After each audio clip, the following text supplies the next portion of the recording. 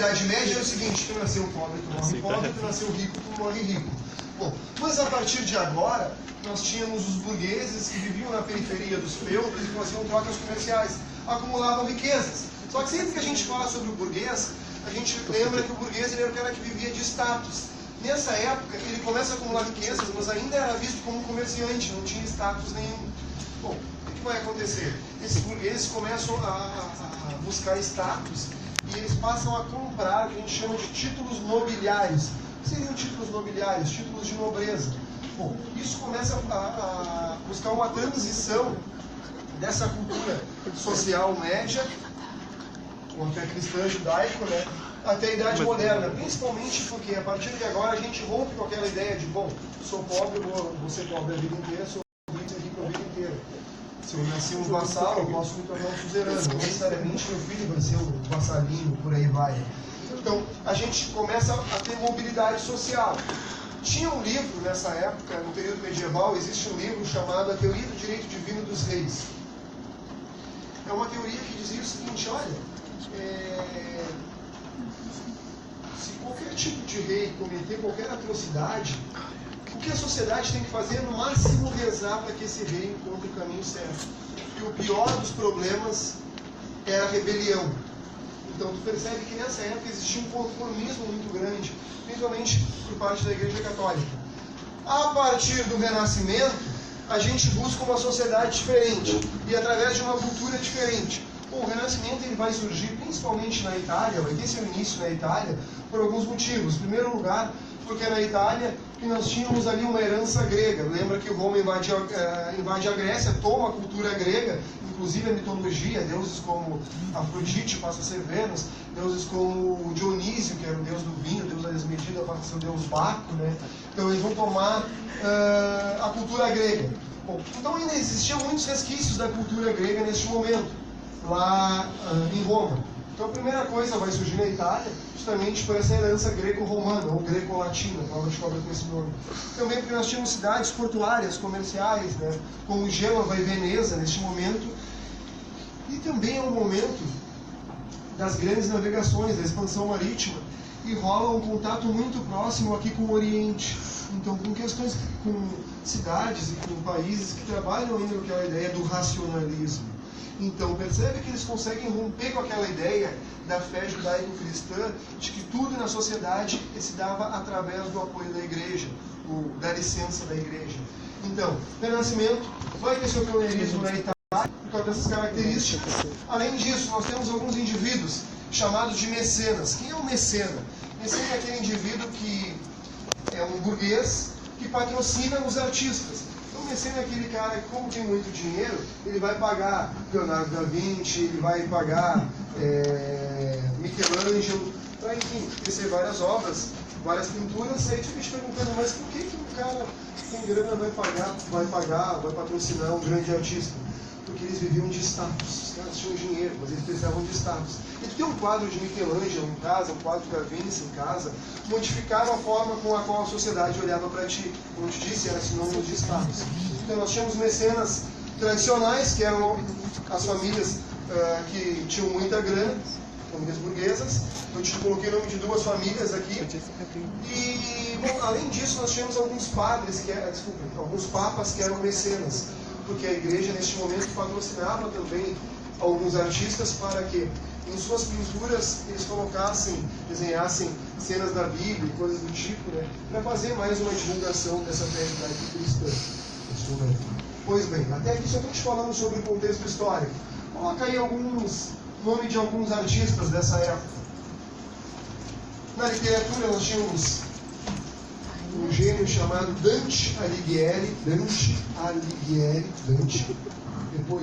A-L-I-G-H-I, Dante Alighieri, que é o cara que vai escrever a Divina Comédia. Temos também, além de Dante Alighieri, na filosofia, um indivíduo chamado Maquiavel, que passa a não mais escrever sobre questões religiosas e agora se preocupar com questões sociais. Então, ele vai escrever um livro chamado O Príncipe, que é como se fosse um manual de instrução para o político se manter no poder, no caso lá deles, para o rei, né, se manter no poder. Maquiavel, Dante Alighieri. Nós temos aí Michelangelo também, neste momento, um pintor, Michelangelo, Leonardo da Vinci e Rafael. Michelangelo, Leonardo, Rafael e Sanzio. Percebe que agora eu já te falei sobre o contexto histórico e citei alguns artistas. Pois bem, estamos no renascentismo, então a partir do século XIV até o século XVII.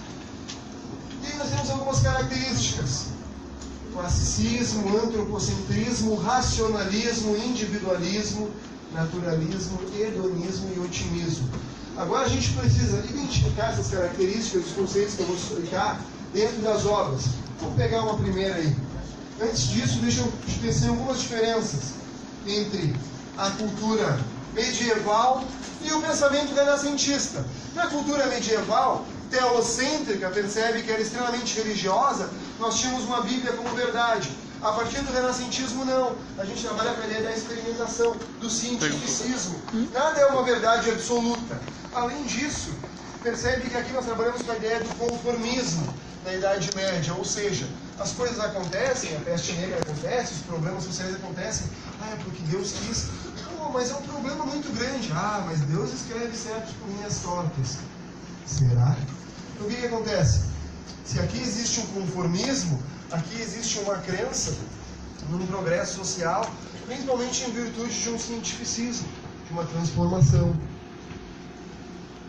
Aqui a gente trabalha com uma teoria que prega uma disciplina e por vezes até um certo sofrimento para alcançar um céu, uma vida pós-morte. E o hedonismo não. O hedonismo é uma das características do renascentismo, é uma teoria filosófica que vai pregar que os prazeres eles não são mais pecados. Na verdade, o prazer é inerente à natureza humana. O que vai acontecer? Não estou falando não necessariamente do prazer sexual, prazer carnal no sentido de utilizar os sentidos mesmo, ou seja, olfato, tato, paladar, uma boa refeição, uma boa música, o toque, pele na pele, por exemplo, não necessariamente sexual, mas tato mesmo. Até aqui, tranquilos? Beleza? Posso passar? Dúvidas? Queixas? Dúvidas? Lamentações? Querido, olha só. Vamos tentar identificar então algumas características renascentistas nessa tela. O grande objetivo das nossas aulas de História da Arte é tu olhar uma tela dessa e conseguir saber o porquê ela é renascentista, porquê ela não é barroca, porquê ela não é medieval, porquê ela não é contemporânea. Bom, tu lembra que no período medieval todos os quadros, todas as telas expressavam questões religiosas, teocêntricas. Aqui a gente já trabalha com o paganismo. Então a primeira característica para identificar uma tela renascentista é o paganismo. O que é o paganismo? A mitologia. Percebe que nós começamos com alguns seres mitológicos, o Cupido, por exemplo, né? Mitologia grega. Por que a gente chama de paganismo? Porque culturalmente tudo que não é da religião católica ou judaico-cristã é pagão. Tá? Então assim, mitologia, coloca aí então características do renascentismo. Mitologia, coloca entre parênteses paganismo, tá? Porque a prova pode te cobrar com esse nome. Mitologia ou paganismo, mitologia. Quais os seres mitológicos que a gente encontra aí? Filho da puta do Cupido, né? Sempre faz a gente se apaixonar pelas pessoas erradas. Percebe que nós temos ali um Cupido, que na mitologia trabalha, que é aquele indivíduo que, enfim, busca essa ideia da paixão, do amor, fala a gente se apaixonar e tal. Está tentando flechar uma das ninfas, lembrando, as ninfas aqui tentam flertar com este ser, um ser mitológico também chamado Mercúrio, que está trabalhando com essa ideia do amor platônico, do amor idealizado, da paixão e do desejo, né? Ao mesmo tempo, Mercúrio está tentando, o que ele está fazendo lá? Alguém pode me dizer, não? Pegando um fruto, né? Qual livro trabalha com essa ideia do fruto proibido, por aí vai? Lembra que na Bíblia a gente tem uma relação lá, no casal, aquele que se apossou do fruto proibido. Então a próxima característica aí é o fusionismo. O que é o fusionismo? Lembra que nós estamos saindo da Idade Média e entrando na Idade Moderna.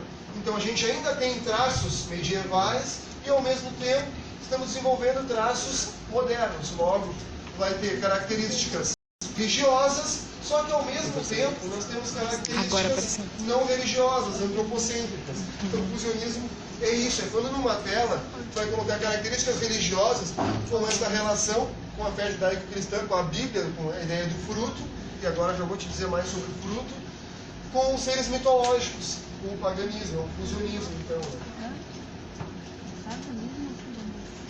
tem outras obras, como a Pietà, trabalhando com esse fusionismo. Eu trouxe essas obras para a gente identificar. Por outro lado, se lá nós temos Mercúrio, aqui nós temos o deus Dionísio, né?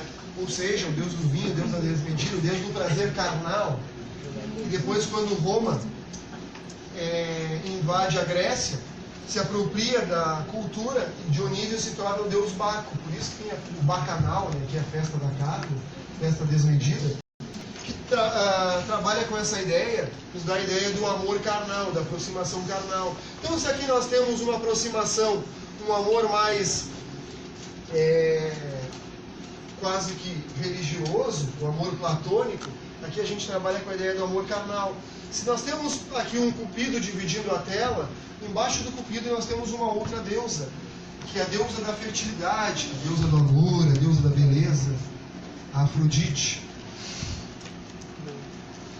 E se a gente olhar bem para a tela, a gente vai perceber que as mulheres, todas elas, têm uma certa protuberância em seu ventre, né?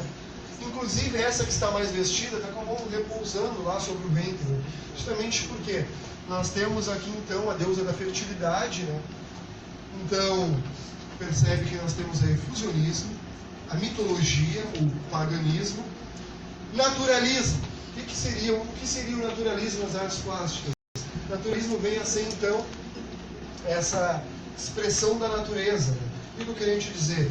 É uma forma de tu mostrar a natureza como algo bom, não como sinônimo de pecado. Então tá, o que eu queria te dizer? É uma forma de tu fazer uma demonstração da natureza. Então coloquei naturalismo, tu vai perceber que nos quadros renascentistas a natureza vai se fazer sempre presente. Dificilmente tu vai encontrar um quadro renascentista que não apareça a natureza.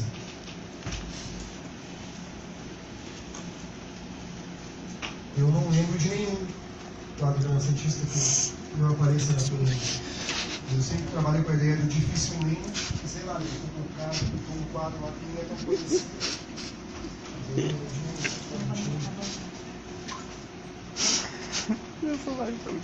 Perspectiva, escreve aí, perspectiva, outra característica. Cara, tu consegue identificar que não é um quadro numa única dimensão, um quadro chapado. Ou seja, o que eu quero te dizer? Um quadro que tem uma profundidade. Esta profundidade é a ideia de perspectiva. Tá? Perspectiva, então, como se estivesse no primeiro plano, os ícones humanos aqui. E atrás nós temos uma perspectiva, uma ideia de profundidade. Nunca esquecendo que essa daqui é uma das principais características, tá aqui? Mímese. E olha que nessa época, sem recurso nenhum, tentar imitar a realidade tal qual ela é, não era tão fácil assim. Né? Imitar até o vinco das roupas, as dobras e por aí vai. O nome dessa obra, então, é A Primavera, aí do Sandro Botticelli. Mímese, quem perguntou? Mímese é imitação. Como assim, Paulo, imitação? Em suas telas, eles tentam imitar os seres humanos, ou seja, a realidade. Se fosse na literatura, isso se chamaria verossimilhança, exatamente. Verossimilhança.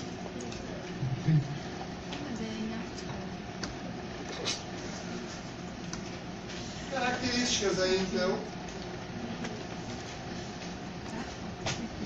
O resgate da cultura clássica, ou seja, a mitologia, né? Em especial a mitologia grega, o fusionismo, a fusão entre a cultura teocêntrica e a cultura antropocêntrica. Estamos num momento de transição entre a idade medieval e a idade moderna. Além do antropocentrismo, nós temos o uso da perspectiva, a ideia de profundidade, o racionalismo, ou seja, este rigor científico, ou seja, essa forma, esse desprendimento matemático quase, de buscar características de se aproximar da realidade, que é a tal da mímese, né? Ou seja, de fazer com que o desenho seja cada vez melhor. Porque até chegar no renascentismo era assim, ó, bom, era inspiração divina, eu vou parar para fazer uma pintura e vai sair o que eu te perguntar e ponto. Não vai ter um desgaste mental para buscar o melhor traço, a melhor curva, a melhor cor. Bom, é improviso, inspiração divina, período medieval. Aqui não, aqui entrou um rigor cientificista, né? Um treinamento, uma busca pelo melhor desenho. O que é hedonismo, então? É essa teoria filosófica que busca o prazer através dos sentidos. Tato, olfato, paladar. Sabe que o prazer na fé judaico-cristã não é tão interessante, né? Ao menos o prazer do mundo.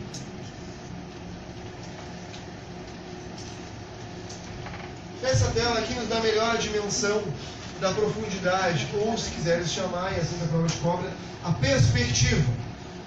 Ok? A gente percebe que tem um primeiro plano, um indivíduo que está com uma coroa, e aí a gente percebe que existe uma relação com o clero, com a igreja, assim como o livro estabelecendo essa relação com a Bíblia. Ao mesmo tempo, lá para trás, nós temos a ideia da natureza, como eu te disse, ou este naturalismo, né?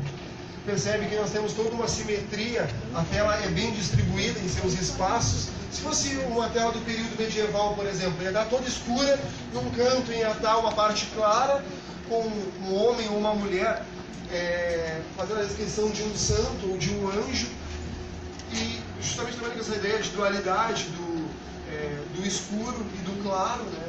Mas ia estar grande parte da tela escura e outra parte clara. Aqui não, é extremamente simétrica. Cada parte em seu lugar.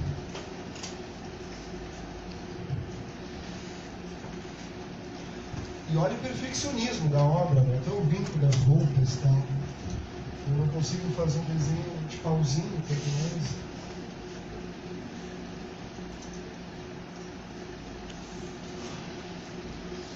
Novamente, aqui então, outra pintura renascentista. Nós temos essa fusão entre Deus e o homem. E a perfeição dos traços, novamente, ou seja, a mímese. Olha só, a perfeição dos músculos, né, do corpo, bom, quase perfeito, né? Quase perfeito. Que nível, você não consigo não fazer essas coisas. Tá, até aqui, tranquilos? Então, características então, renascentistas. Senhor da caderno, diz aí, vamos lá. Oi? Naturalismo, antropocentrismo, fusionismo, mímese. O que mais? Pessoal, aí no fundo. Tu mesmo que está com o celular, isso. Tu mesmo. Você está procurando aqui as características, né? Por isso está com o celular, assim. Não era no Tinder? Não era no Tinder? Mitologia, beleza. A Pietà, percebe que nós trabalhamos novamente com fusionismo aqui, com essa ideia da cultura judaico-cristã. Tá? A ideia da mímese também, essa perfeição nas formas. Até hoje existe a ideia de, fulano é tribunita. Um deus grego, uma deusa grega. Por quê? Na Grécia Antiga eles davam muito valor à questão estética. Bom, no período medieval isso foi esquecido. Agora, já no período mais neoclassicista, a gente vai buscar então essa característica de prazer estético, né? Da beleza. E nós temos Davi ali, extremamente malhado. Melhor então deixar as roupas. Percebe que a perfeição das formas do corpo, né, Na época todo mundo usava óculos, né? Tamanho não é documento. Enfim, vamos passar. Nunca julgue um pinto mole. Saiu uma.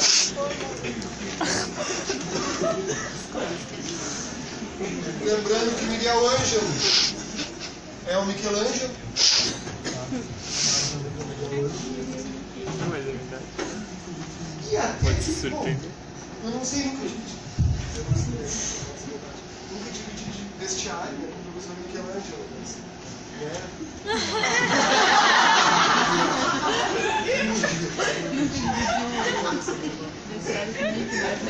eu vou ligar de novo. Tá, temos aqui então. Ai, eu falei do Mickey, tá chateado. O Mickey é meu Depois a crush. gente fala depois que voltar atrás. Né? Voltando então, olha só. Leonardo da Vinci vai ser um dos principais artistas dessa época, que mais vai se destacar. E a imagem que mais se tem mitologia sobre ela, histórias acerca de sua existência, é aqui então a Mona Lisa, ou a Gioconda, né, é o outro nome da Mona Lisa, dessa obra, mas justamente porque essa obra ela foi roubada no Museu do Louvre, lá na França, e ela é uma obra, é uma pintura muito pequena, ela deve ter o tamanho de uma folha A4, de uma folha ofício, então é muito fácil de roubá-la. Ela foi roubada então no Museu do Louvre, se começou a criar muitas hipóteses e muitas histórias sobre elas, porque disse que causava uma certa pressão na pessoa que roubou, e acabou dando certo, a pessoa acabou devolvendo, era um ex-funcionário do museu. Teve um outro momento também que os caras derramaram um líquido lá, uma pessoa que estava de cargo, alguma coisa no museu, e jogou um líquido na tela. Os caras conseguiram fazer uma recuperação, mas hoje, para te enxergar, por exemplo, se for no Museu do Louvre, tem em torno de 10 metros de distância, é uma tela pequenininha, assim, tamanho de uma folha A4, e ninguém, aliás, ninguém entre aspas, né, consegue chegar perto, digo entre aspas, porque eu estava fazendo algumas pesquisas sobre as pessoas que conseguiam chegar próximo às telas do Museu do Louvre, e a única pessoa que conseguiu chegar colada na tela e tirar foto foi a Beyoncé. Ah, também né? Também, né? Até eu, se fosse ela, eu consegui. Mas aí valeu, tem a questão política dela também, tá? Os caras fecharam o Museu do Louvre só pra ela, tá? Bueno, Rainha, né, Maurício? a Mona Lisa. Quais características a gente consegue identificar daquelas que eu te falei?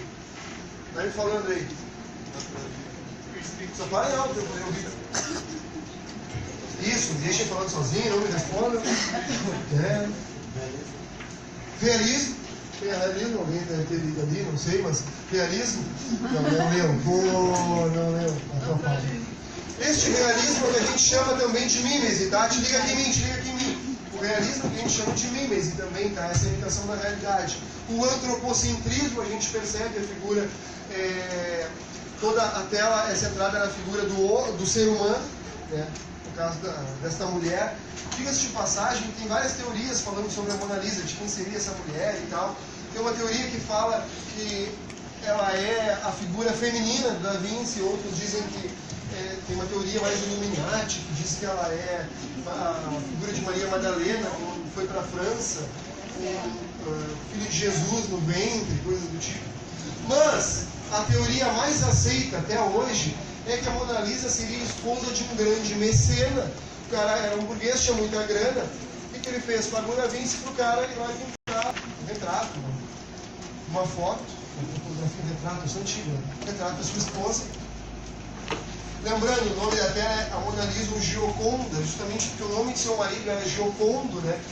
Ela era conhecida como Gioconda. E por que o nome Mona Lisa? O prefixo Mona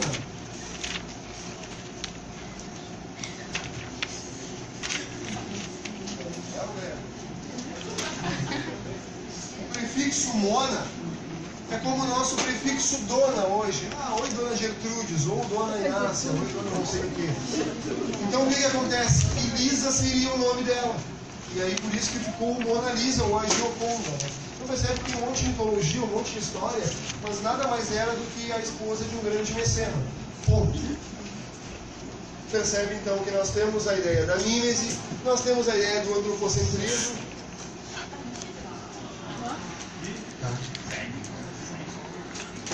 pintura a óleo, por que a gente trabalha com a ideia da pintura a óleo? Porque até o renascentismo tinha um outro tipo de tinta, que eu não sei te dizer agora, te explicar qual era. Mas era um outro tipo de tinta, e a partir do renascentismo e das suas pesquisas, o pessoal percebe que com tinta, com óleo vegetal, se conseguia produzir, então, uma tinta muito mais intensa, muito mais forte. Queridos, a próxima aula eu sigo a partir daqui, ok? Obrigado, valeu, show de bola. Até a próxima.